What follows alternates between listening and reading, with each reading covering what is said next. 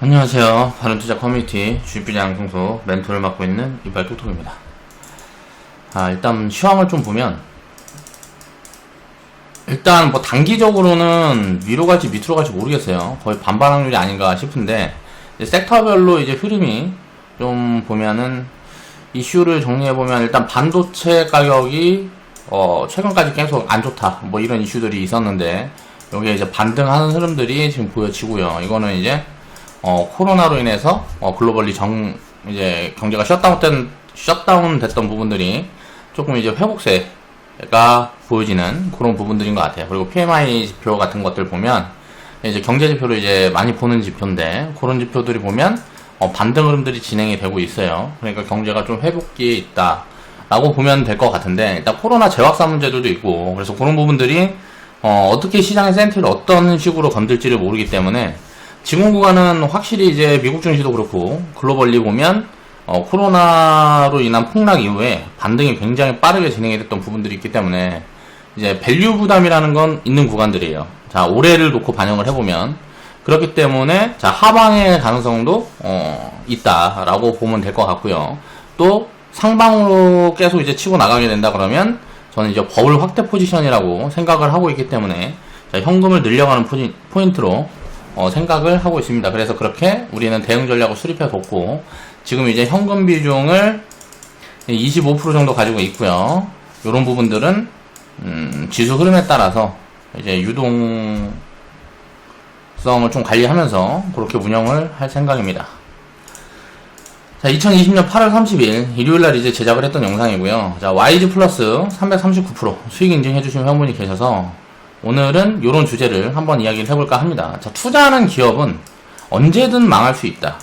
요걸 가지고 이제 리스크라 그러죠. 기업이 망하면 내가 투자했던 돈은 사라지는 거죠. 자, 이거 말고 주가가 올랐다 내렸다는 거는 변동성이에요. 이건 리스크가 아닙니다. 기업이 망할 때만 리스크라는 건 존재하는 거예요. 그런 부분들을 명확하게 이해를 하고 있어야 돼요. 자, 위험을 분산을 하게 되면 요런 리스크를 기업이 망할 수 있는 확률 그런 부분들에 대한 리스크를 견딜 수 있다라는 거예요.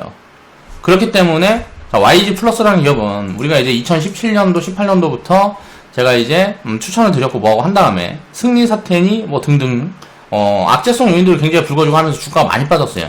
우리가 처음 이제 편입했던 시기는 2,000원 근방이때였고 이게 660원까지 빠졌습니다.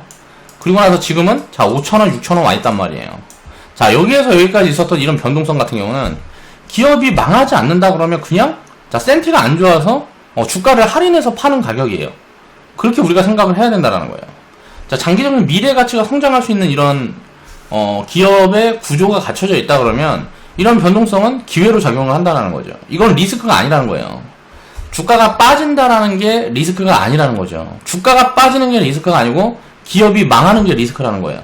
그런 부분들을 확실하게 인지를 하고 있어야 되고 그 리스크 변동성에 대한 것들을 신경을 쓰게 되면 투자는 할 수 없어요. 그러니까 변동성을 따라다니면서 맞추려고 하다 보면 단기적인 성향, 투기 성향이 되기 때문에 장기적인 성과를 취해나갈 수가 없습니다. 그러니까 기업이 장기적으로 성장을 하고 돈을 많이 벌고 그래서 주주들한테 이제 환원을 하고 자 기업과 어떻게 보면 동업을 하는 구조를 갖추는 게 우리가 주식을 보유하는 이유예요. 그런데 자 기업은 성장을 하는데 나는 이제 매매를 한답시고 오르면 팔아야지 하고 샀다가 떨어지면 팔고 오르면 팔고 이렇게 자꾸 매도를 반복하게 되면 어떻게 돼요? 기업이 만약 꾸준히 성장을 한다고 가정을 했을 때 그 성장에서 우리는 내리는 부분들이란 말이에요. 그러니까 주가가 예를 들어서 10,000원에서 무슨 뭐 5,000원 빠진다고 이런 것들은 리스크가 아니란 말이에요. 3,000원까지 빠진다고 리스크가 아니에요. 주가가 빠지는 거. 이건 그냥 변동성이라는 거예요. 결국은 주가라는 거는 자 팔고자 하는 사람들이 많고 불안을 느끼는 사람들이 많으면 빠지게 돼 있는 거예요. 그리고 또 센티가 좋고 지금처럼 자, 사고자 하는 사람들이 많으면 올라가게 돼 있는 거예요. 자 떨어졌다 올라갔다 떨어졌다 올라갔다를 반복하면서 경제라는 거는 성장을 하게 됩니다. 지속적으로 경제가 성장하지 못한다 그러면 글로벌이 다 망해야 돼요. 그럼 글로벌이 다 망할 수 있는 확률은 자 인류가 멸망하지 않는 한 불가능하다라는 거죠. 그래서 경제는 영원히 우상향하는 거란 말이에요. 그래서 롱 포지션, 숏 포지션을 나눌 때 이제 헤지 펀드들이 많이 하는 말이 롱 포지션과 숏 포지션을 나눈단 말이에요. 숏 포지션은 뭐예요? 공매도. 단기적인 변동성에 대응을 하겠다라는 거죠. 헤지 펀드들이. 그리고 롱 포지션은 뭐예요? 자, 주식. 자, 장기적으로 경제는 우상향하고 계속 상승할 수밖에 없기 때문에 주식은 가지고 자, 숏 포지션을 섞어가면서 단기적으로 리스크를 해소를 하겠다. 자, 말은 되게 그럴듯해요. 그런데 이런 것들은 아닙니다. 무조건 그냥 주식 사서 갖고 있는 게 최고인 거예요. 이런 것들은 데이터들이 이미 검증해준다라는 거죠. 헤지펀드들의 99% 이상이 90%에서 95% 이상이 뭐 10년, 20년 놓고 보면 지수 수익률을 못 따라간다고요. 그럼 뭔 말이에요? 자, 롱 포지션이니 쇼 포지션이니 자꾸 잔대가리 쓰니까 그러는 거예요. 경제는 영원히 우상향하는데 그 우상향하는 모습이 어떻게 될지 예측을 할 수가 없는데 그걸 예측을 해서 이제부터는 좀 빠질 거야 하고 쇼 포지션을 섞어가고 이렇게 하다 보니까 계속 이제 지수보다 이제 소외되는 그런 결과물들을 만드는 거죠. 그런 게 전 세계적으로 이미 데이터로 검증이 돼 있어요. 헤지펀드의 90%에서 95%는 자, 지수 수익률을 못 이겨요. 그러면은 상장되어 있는 전체 기업을 그냥 골고루 사놓으면 헤지펀드보다 수익이 많이 난다는 소리예요. 그러니까 그런 것들을 이해를 하게 되면 숏 포지션이라는 거는 경계할 필요가 없단 말이에요. 경제라는 거는 영원히 우상향이 돼 있으니까 그런 걸 이해를 해야 된다는 거죠. 그걸 하기 위해서는 분산을 해야 돼요. 자, 왜? YG 플러스가 예를 들어서 2,000원부터 자 660원까지 떨어졌습니다. 근데 이때 이제 이슈가 있고 뭐하고 있고 뭐 이런 것 저런 것들이 있었어요. 자, YG라는 기업이 YG 엔터테인먼트라는 기업이 망할 수도 있는 거잖아요. 그러면 이제 이 기업이 망하면 이게 0이 되는 거니까 이건 이제 리스크란 말이에요. 근데 이렇게 될지 안 될지를 알 수 있느냐는 거죠. 그러니까 그런 부분들은 어떤 변수를 언제 그런 게 내가 예측에 벗어나서 그런 상황들을 만들지 알 수가 없단 말이에요. 그렇기 때문에 자금을 분산을 해야 되는 거고 분산 투자를 해야 되는 거예요. 그런데 그런 부분들을 신경 쓰지 않고 수익률이라든가 변동성만 바라보기 때문에 몰빵을 하는 거죠. 왜? 자금을 분산해주게 되면 예를 들어서 1번부터 10번까지 기업을 사놨는데 1번이 뭐 100% 가고 10번 뭐 20% 가고 뭐 이런 식으로 갔어. 그럼 이거 평균 치니까 수익률이 뭐 60%밖에 안 되니까 적어 보이잖아요. 그러니까 나는 1번을 골라서 난 100% 가는 것만 살 거야. 그러니까 이게 변동성을 예측한다라는 거거든요. 이게 말이 안 되는 건데 이걸 할 수 있다라고 착각을 하는 거죠. 그렇다 보니까 사람들이 투자를 하면서 오류에 빠지는 거다. 그런 걸 이제 이해를 해야 됩니다. 투자자라면. 자, 새로운 경험이 주는 기쁨. 경험을 쌓아가면 그릇이 커져가게 돼요. 지금 이제 우리 회원분들은 그런 부분들을 실감하는 구간이 오고 있다라고 생각을 하시면 될 것 같아요. 2018년도에 2020년도까지 20년도 초까지 자, 장장 뭐 2년 이상의 긴 조정장을 견뎠어요. 뭐 폭락이 왔다 반등 돌았다 다시 폭락이 왔다 반등 돌았다 또 폭락이 오고 그러다가 이제 시장이 조금 돌아서는 흐름들이 보이는데 지수는 어때요? 자, 2018년도 1월보다 자 밑에 있어요. 근데 계좌는 어때요? 다 아웃퍼폼 해가지고 수익률을 회원분들 평균 보니까 지금 뭐 대충 한 20%에서 한 7, 80%까지 이렇게 이제 레인지가 이 정도 되는 것 같아요. 회원분들의 자, 수익률 레인지가. 그러면 자 시점은 내가 투자를 시작한 시점은 다 다르지만 지수보다 아웃퍼폼 수익률을 쌓아가게 되면 자 우리나라 경제가 그대로 스탑돼 있어도 어때요? 내 자산은 늘어나는 거를 확인을 할 수가 있단 말이에요. 그게 되는 이유가 뭘까요? 자, 분산을 하기 때문에 가능한 겁니다. 그리고 분산을 하고 또 이제 상장되어 있는 기업들 중에 어느 정도 상승을 더 많이 한 기업들을 우리가 소유를 하고 있었다라는 거죠. 그러니까 상위 2,000개의 기업이 있으면 2,000개 이상의 기업이 있는데 이 중에 200개, 300개를 추렸는데 이 중에 뭐 한 20%, 30%는 지수 수익률보다 떨어질 수 있죠. 200개, 300개 추렸는데 뭐 20% 정도 떨어질 수 있죠. 나머지 뭐 7, 80%가 지수 수익률보다 아웃퍼폼하는 수익률을 주면 어떻게 돼요? 2,000개 중에 200개, 300개 추렸는데 여기에서 이제 50개를 갖고 있든 내가 20개를 갖고 있든 100개를 갖고 있든 200개를 갖고 있든 그게 중요한 게 아니고 자, 이 평균이 전체 기업 평균보다 돈을 많이 버는 기업들을 내가 소유를 하고 있다 그러면 당연히 지수보다는 아웃퍼폼 될 거 아니에요. 이게 어려운 게 아닌데 굉장히 어려운 것처럼 얘기를 합니다. 이거 어려운 게 아니에요. 썩은 기업들만 다 추려도 대충 한 1,000개에서 1,500개 남아요. 거기에서 이제 성장률이라든가 뭐 자산가치라든가 여러가지 비교해서 차례차례 그냥 쭉 뽑아보면 이런 거는 추려낼 수 있단 말이에요. 충분히. 다만 공부량이 굉장히 많이 들어가는 거죠. 그래서 회원분들은 그런 걸 스스로 하기에는 공부량이 굉장히 많이 들어가고 시간이 많이 들어가니까 저 같은 이제 리딩하는 사람을 이용하는 거예요. 대신 네가 공부해라. 내가 한 달에 5만원 줄게 10만원 줄게 하고 그렇게 하는 거죠. 자, 이런 시너지들을 만들어 가면서 이해를 해야 돼요. 자, 10년후님 보면 1월달인가 가입하신 것 같아요. 제가 이게 정확한지는 모르겠습니다. 제가 10년 후님한테 관심이 없어서 그런 게 아니고, 제가 머리가 안 좋아서 기억을 그렇게 오래 하지 못해요. 아무튼 1월인가 뭐 가입을 하셔갖고 3월달에 폭락을 경험하고, 자, 반등 구간에, 지금 이제 이 수익에 대한 경험들을 빠르게 쌓아가고 있단 말이에요. 코로나라는 폭락을 맞았기 때문에, 자, 1월달에 해갖고 3월달에 폭락만 했으니까 나쁘게 생각하면 어때요? 얼마나 재수가 없는 거야. 근데 지나고 보면 이 경험이라는 게 엄청나게 재수가 좋은 거예요. 운이 좋은 거라고요. 이런 경험을 할 수 있다라는 자체가. 그때 이제 그 폭락 구간을 견뎌내고 나니까 어떻게 된다. 라는 이제 기억을 하게 되잖아요. 그럼 10년 후님이 앞으로 투자하면서 또다시 언젠가 폭락장이라든가 하락장을 만나게 되면, 자, 더 공격적으로, 그리고 잘 버틸 수가 있단 말이에요. 과거의 경험을 토대로. 그런 부분들을 이해를 해야 된다라는 거죠. 주식 투자를 하면서 처음 300%가 넘었대요. 자, 기쁘고 뿌듯합니다. 두 번째 분할 매도 하였습니다. 자, 500% 오면, 자, 세 번째 분할 매도 포지션 보겠습니다. 지금 200% 넘어가는 종목이 4개 정도 있는데, 300% 넘어가면 2차 매도 하겠습니다. 큰 수익 감사합니다. 자, 주식 투자를 한다는 사람들의 90% 이상은 어떻게 될까요? 수익률의 목표치가 얼마나 될까요? 대충 10%에서 30%예요. 그러니까, 이런 수익률을 뭐 10번 쌓는 게 쉬울까요? 이거 300%짜리 수익을 한 번 쌓는 게 쉬울까요? 이 10% 30% 수익률을 반복해갖고 10번 쌓아가려고 그러면 이 사이사이의 변동성들을 다 뭐 어떻게 해서 대응을 해야 되는 거잖아요. 사자마자 뭐 손실이 날 수도 있고, 그럼 뭐 손절을 하니 뭐니 해갖고 예를 들어서 손절 몇 번 나갔다 치면 이거를 쌓아갖고 곱하기 열을 만들려면 보통 일이 아니란 말이에요, 이게. 그냥 한 개 가만히 갖고 있어서 자, 요렇게 수익이 나는 게 훨씬 쉽고 확률이 높아요. 그렇기 때문에 장기 투자를 하라는 거예요. 이런 부분들을 이해를 하라는 거죠. 자, 수익 인증해주신 회원분들 모두 감사드리고요. 자, 알찬나님도 코멘트를 달아주셨어요. 자, 1171원에 매도가 4,800원, 수익률 310%. 이게 6,000원 뭐 이렇게 넘어가고 했을 때는 수익률은 거의 한 4,500%까지 가까이 왔었겠죠. 자, YG 플러스 돌파 후 두 달 한 데서 그러니까 이거 100% 돌파 후를 말씀하시는 것 같아요. 자, 300% 넘는 수익률을 보여주네요. 또다시 절반 매도 합니다. 다음 세 번째 매도 기다립니다. 그럼 갖고 있다가 내가 잡아놓은 기준점에 도달하면 그냥 분할 매도 하고, 그 분할 매도 한 금액으로는 또 새로운 기업 사고, 요걸 반복하면 되는 거예요. 자, 어려운 부분들이 없잖아요. 이런 시스템적인 부분들을 정립을 해놓지 않았기 때문에 항상 일반 개인 투자자들은 좌충우돌하게 되는 거죠. 투자에 대한 기준이 없는 거예요, 기준이. 어떻게 해야지 라는 어떤 전략을 세워야 되는데, 그런 부분들이 수립되지 않다 보니까 그냥 내가 마음이 내키는 대로 불편하면 팔고, 올라갈 것 같으면 따라 샀다가 그것만 반복하니까 어떻게 수익이 나겠어요.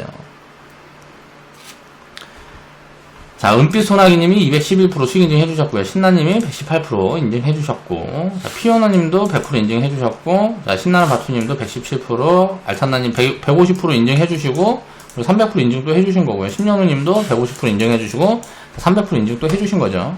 자, 은빛 소나기님은 100% 구간때 못 팔았대요. 저번에 100% 넘었을 때 못 팔고, 추세가 살아있어서 기다렸더니, 자, 200% 수익을 주네요. 자, 추세가 살아있어 기다렸더니, 이런 것들을 예측하는 것도 이제 변동성을 예측하는 겁니다. 그러니까 최대한 이 합리적인가라는 부분들은 이제 꼭 생각을 해보세요. 추세라는 부분들은 언제든 꺾일 수 있는 거고, 이게 언제든 버블로 갈 수 있는 거기 때문에 그거에 대해서 이제 예측치를 집어넣으면 안 돼요. 그러니까 기준이라는 거는 이 추세의 기준을 두면 안 된다라는 거예요.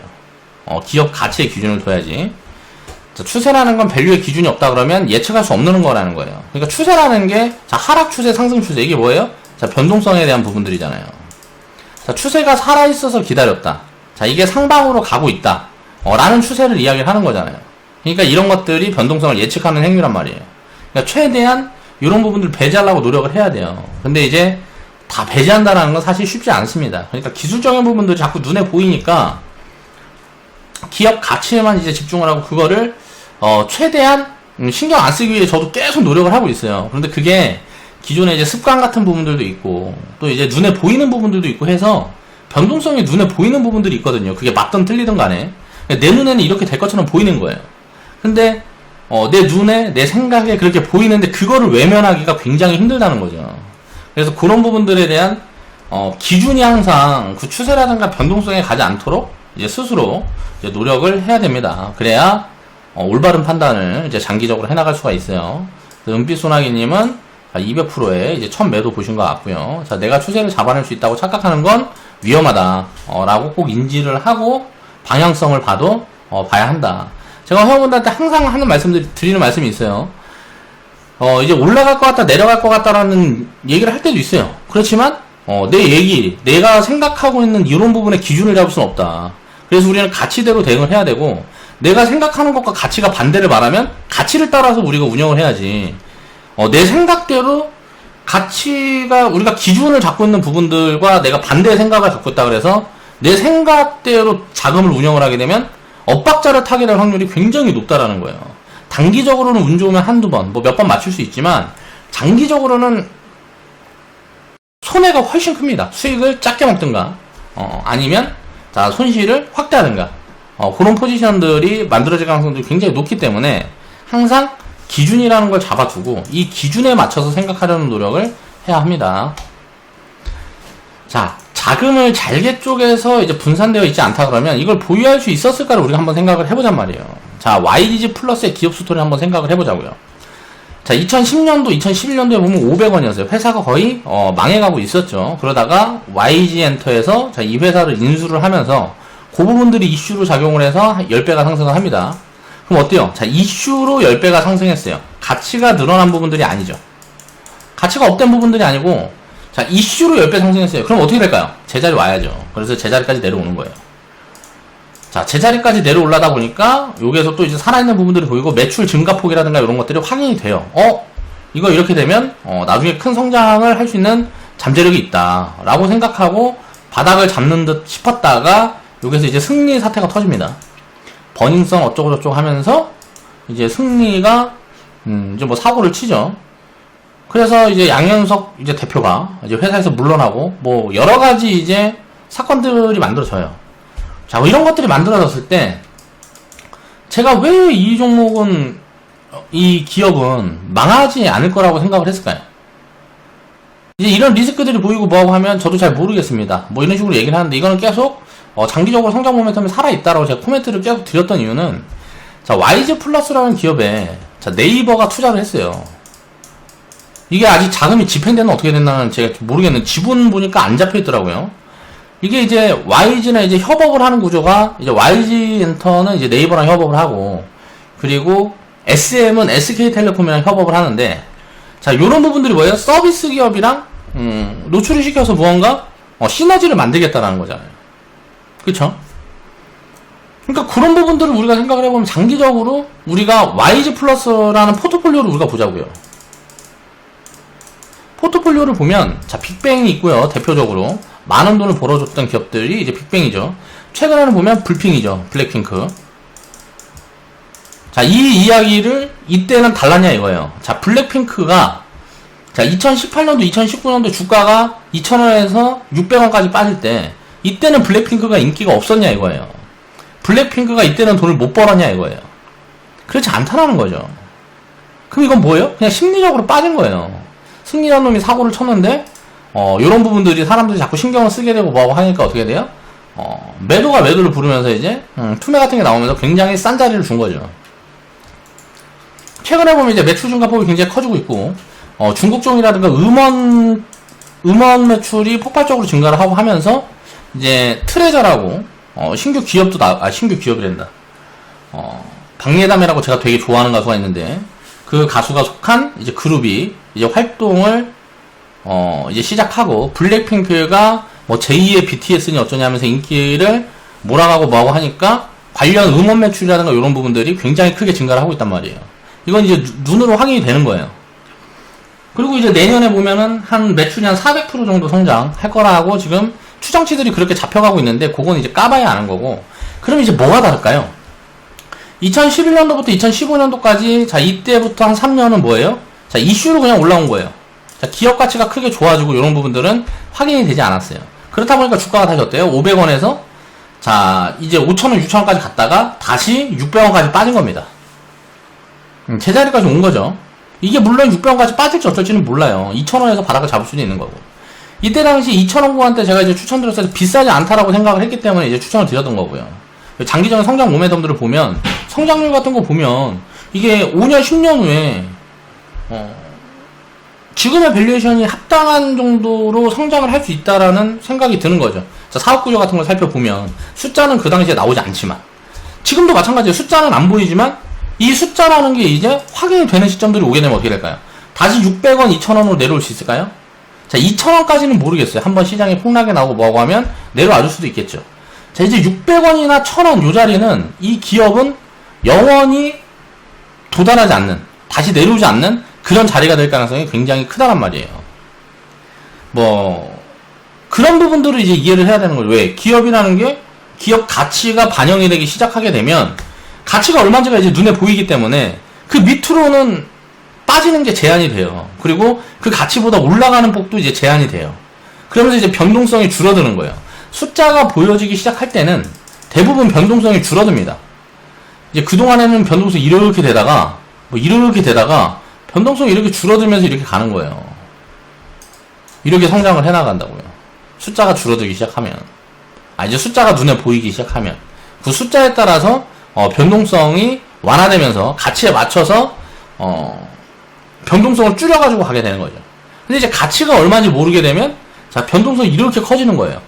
막 빠질 때는 70%, 90%씩 빠졌다가 올라갈 때는 막 1000%, 2000%씩 튀고. 요런 게 대표적인 게 뭐 있어요? 저 바이오 섹터죠. 그런 것들을 이해를 하고 우리가 투자를 해야 된다는 거죠. 결국은 660원에서 지금 6,500원까지 터치를 해줬으니까 거의 약 1000% 올라왔잖아요. 바닥 구간에서 보면. 이런 종목들이, 이런 기업들이 지금 발에 채이죠. 코로나 이후에 이런 식으로 주가가 많이 튄 기업들이 발에 채인단 말이에요. 그러면 그 안에서 1000% 가는 데서 이거 단기 수익 낸다고 이거 10% 20% 먹으면 이게 무슨 미친 짓이에요. 항상 그런 것들을 이해를 해야 된다는 거예요. 그리고 이 기업이 망한다 그러면 이걸 예를 들어서 우리가 비중을 100개 갖고 있는 사람은 계좌 비중이 1% 갖고 있는 거예요. 50개 갖고 있는 사람은 계좌 비중이 2% 갖고 있는 거고 200개 종목 갖고 있는 사람은 계좌 비중이 0.5% 갖고 있는 거예요.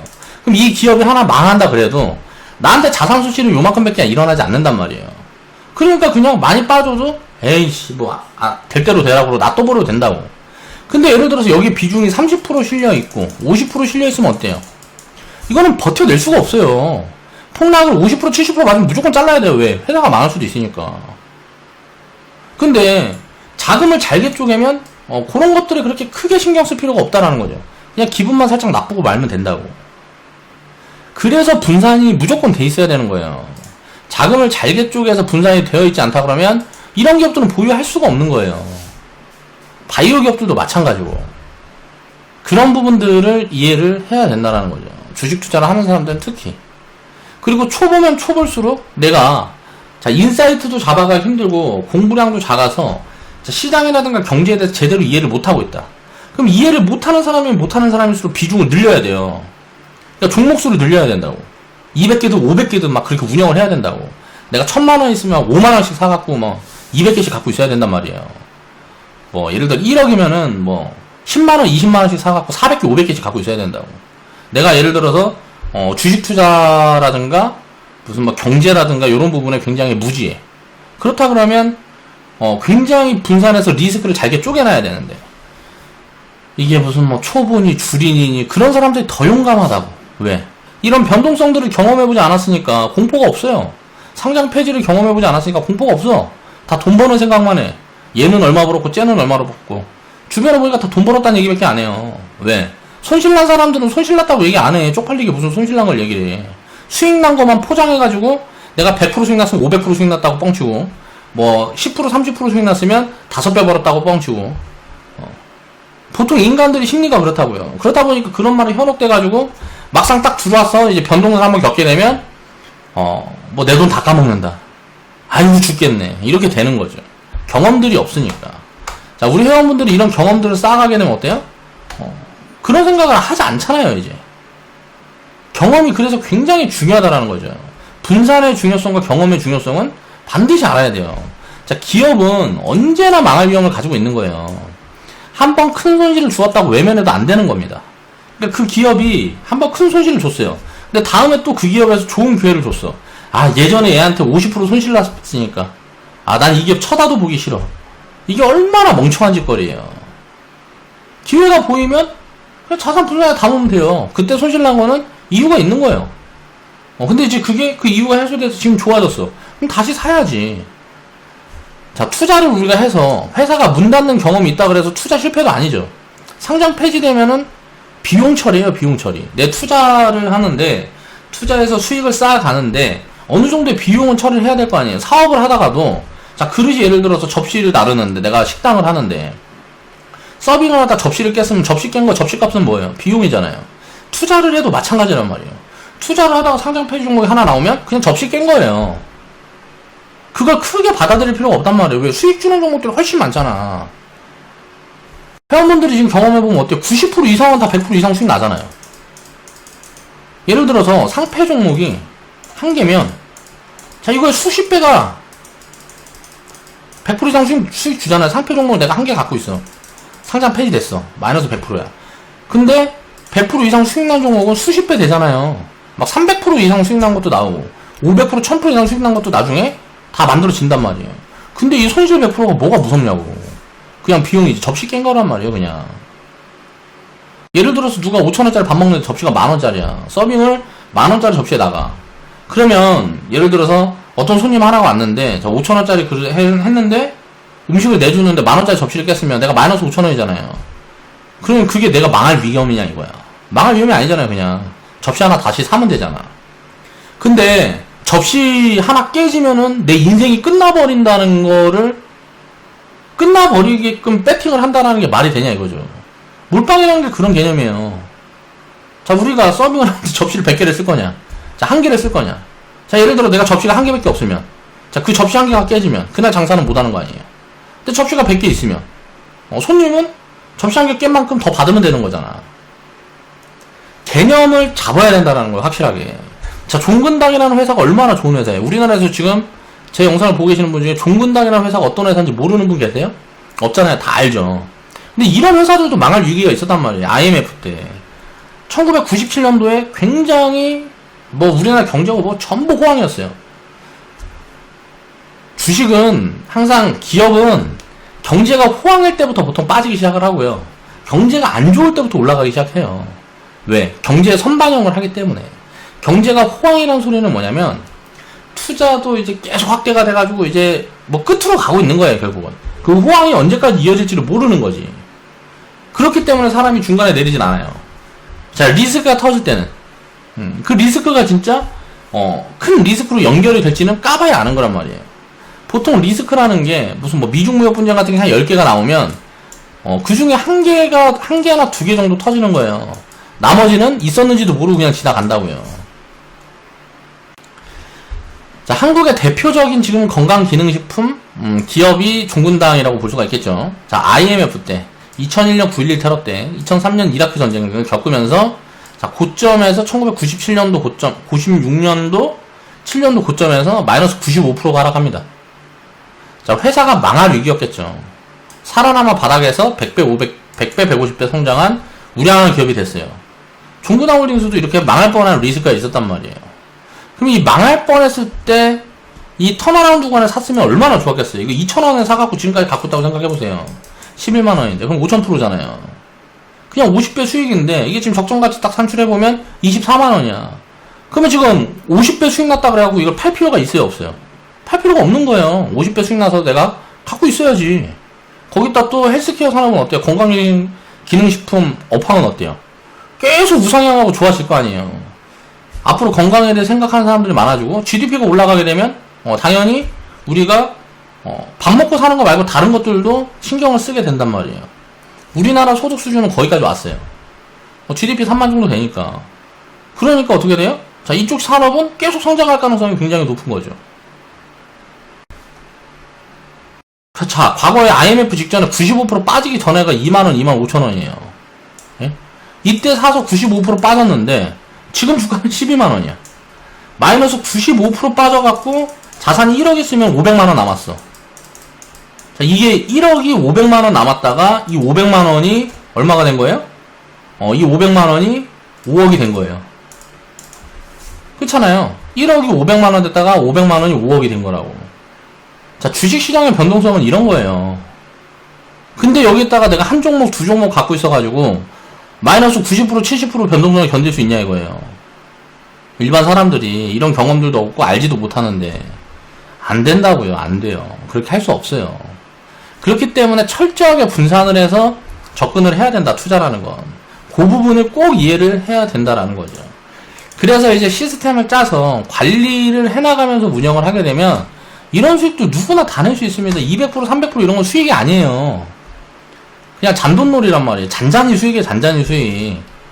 2000%, 5000%, 10,000% 정도 수익이 돼야 이제 10년, 20년 보유를 해서 뭐 2000%, 5000%, 10,000%, 20,000% 이렇게 수익을 내야 그게 수익인 거지. 300%, 100% 이런 것들은 그냥 사실 단타란 말이에요.